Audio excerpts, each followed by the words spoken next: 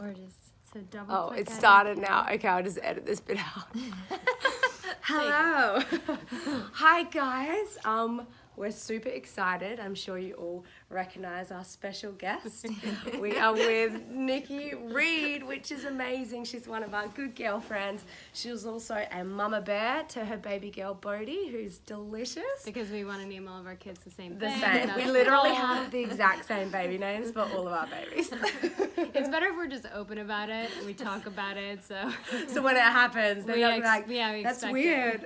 We also, no joke, accidentally all showed up in overalls today. I know. We're exactly And in the we were same both colours. wearing white. Which That's is, why we put her in the middle. Yes. Um, It's bound to happen. I know. Our brains are just sort of coming together. Also, you Yeah. have to wear things you can nurse in, so. That's true. exactly Options right. are limited. That's Overalls true. it is. Okay, Sarah, do you want to ask our first question? I sure do. Okay. Nikki, our first question comes from Malin Sita. Hi. Hi. She is trying to get pregnant. It has not been a very easy journey. She was on birth control for 10 years. She's 27, afraid that birth control might have been the reason why she's not getting pregnant. Do you have any natural ways of trying to conceive? Do any of us have natural ways? So, I don't know if you guys were on birth control, but I'm glad she asked that because I had a similar journey and a lot of concerns in that area because I was also on the pill for well over 10 years, I think. And I remember thinking like the second I got off, either nothing would work or everything would work, and I wasn't sure which way it was going to go. So it took a while for my body to adjust. I don't remember exactly how many months, but long enough for me to start going, oh gosh, like did I hurt myself? Did I destroy my body? Is it ever gonna be normal again? I did a lot of really natural things. I did a lot of acupuncture. I did a lot of I took Vitex. Is that?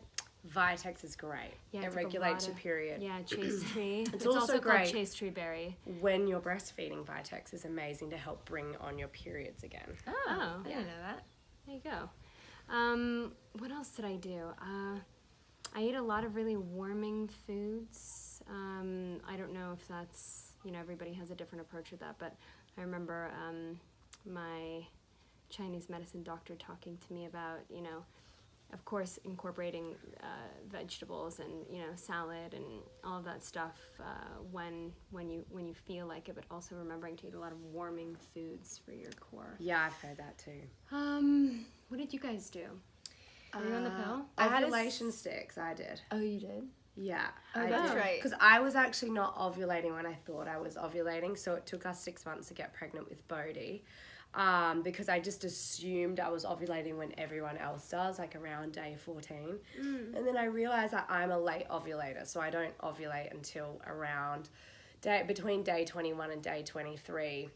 And so I was like, I'm doing Always? ovulation sticks. Yeah, even I mean, now? it depends. My periods have never been totally regular. They're usually off by a week or two. And so I just feel like for me it's a lot easier to get pregnant when I'm using the digital clear blue ovulation sticks. And it'll give you a flashy smiley face when you're about to ovulate and they're your fertile days. But one thing I didn't know is that it also tells you that flashy face stays if you're pregnant. It works as a... Oh, you can use as a pregnancy test as Exact- well. yeah. I've heard that as well. Yeah. We had a bit of a confusing moment with that because I also ovulated at the wrong time and I thought I knew, I thought my body would be on a schedule and it wasn't, and I was like, wow, I'm ovulating for a really long time. Just getting like a ton of Like, sleep what's going on? invasive. And then I remember after finding out that I was pregnant, still like peeing on the rest of my ovulation.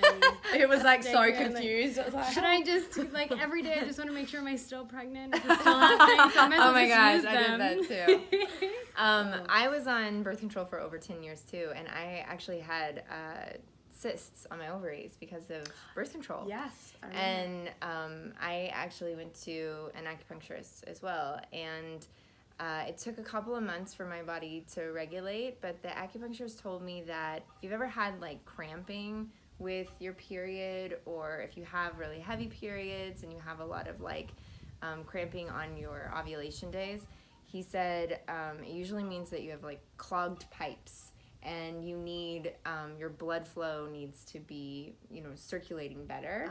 And so acupuncture can help with that. And so I did acupuncture, and as soon as I got that regulated, I got pregnant. Boom. Amazing. Boom. Yeah. Thank you so much for the question. Thank you. Good luck. All right.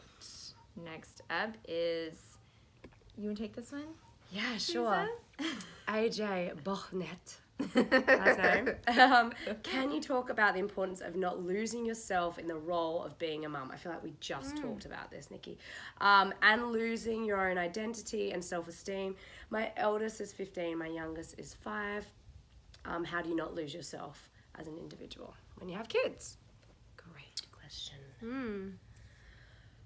You need to have self-care, I think, as a mama bear, because you're constantly giving out.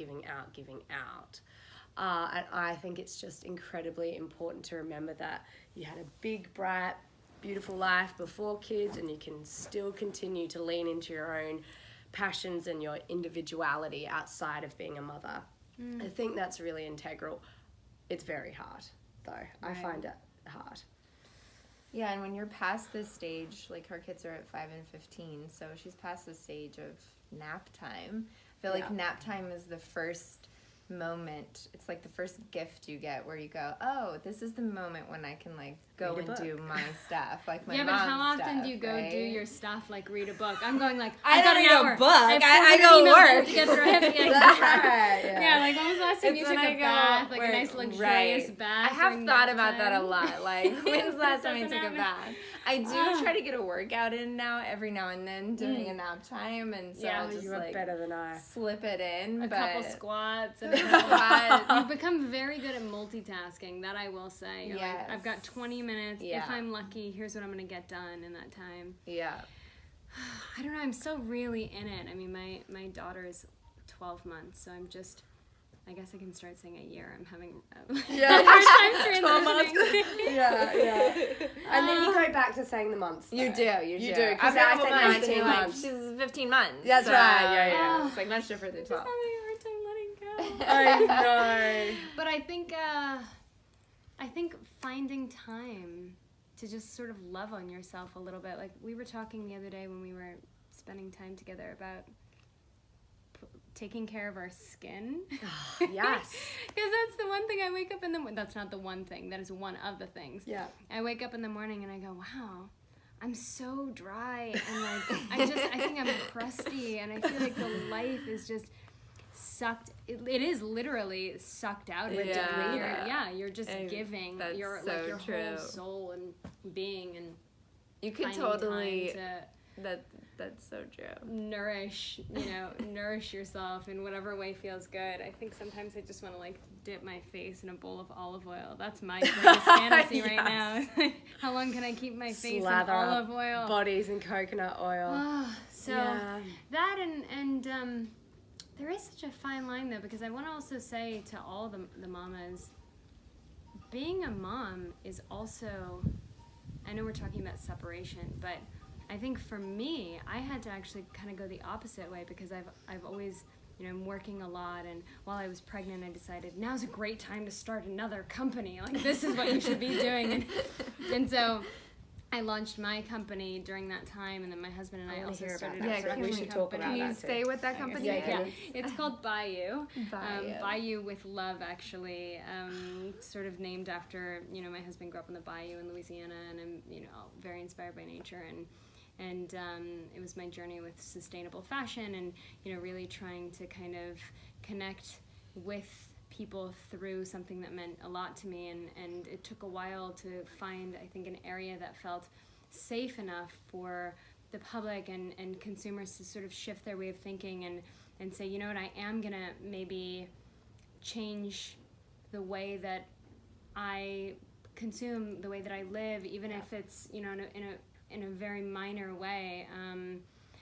This idea of all or nothing I really wanted to abandon, and you know, when I was talking about sustainable fashion with materials like bags made from recycled plastic from the ocean and stuff like that, it was, you know, that's a very scary thing for people because, you know, just in all honesty, everyone says, oh, well, why would I buy that when, you know, I could spend $400 on leather, and that feels real to me. Like plastic is a very scary word, I think, for a lot of people trying to shift their consciousness.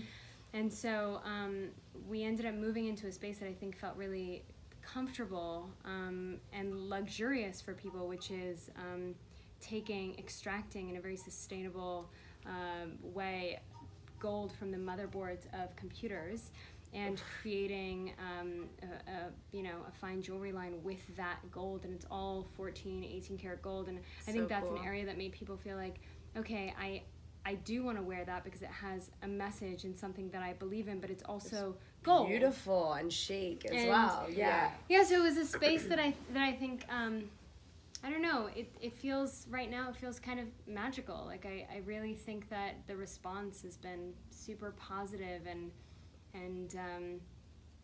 it's kind of like opened the portal, you know, for that kind of... I love that it's all suffering free. That's what I love. We really connected on that. Suffering free. Suffering free. I love it. I think it's beautiful. But there might also be something in that is part of you doing something for yourself and for your family. You're like taking, anytime that you're working on that, it's something that you're passionate about. So that's kind of your time when you're... It's great. Even if your child is there, this is something that's like, you know, using your brain in a different way and your body in a different way. And you know, there's definitely something where you've set that up for yourself while you were pregnant, and now this, you know, business is alive and it's got a beautiful message and purpose, but you're also being able to put your energy into that. So maybe there's something running like and operating and doing it all and doing like all website imagery and all, you know, production management. Yeah. It is well, where I was going with that, and thank you both, of course, is just that I think I had to kind of find my like sense of I don't know, being okay with also, you know, being a mom is a full-time job, and that also, that in and of itself gives you a sense of purpose. And so yes, of course, there's also this struggle of like, oh, I want to find my independence and still, you know, have my life and the things that make me me and do all of that. And I have days where I wake up and that's in the forefront of my mind. Like, how can I be me today? Yeah. And, you know, like, I just want to be myself. I want to take a bath. I want to go to work, and I want to socialize. I want to have dinner with my friends. And, but then there are other days where I'm like, wow, this is the most, like, what an honor actually to be able to just be a mom, you know? That's like the greatest, simultaneously, that's also the greatest, I don't know, it gives me the greatest sense of purpose as well. So yes, you know, navigating that journey of separation, but also just really being in it. You're talking about your skin, and I always do masks. That's my thing. That's your, when you've got nap time, Oh, you stick and a that mask new on. thing you said you've been doing. The beauty. Oh, the beauty sandwich. Oh my gosh.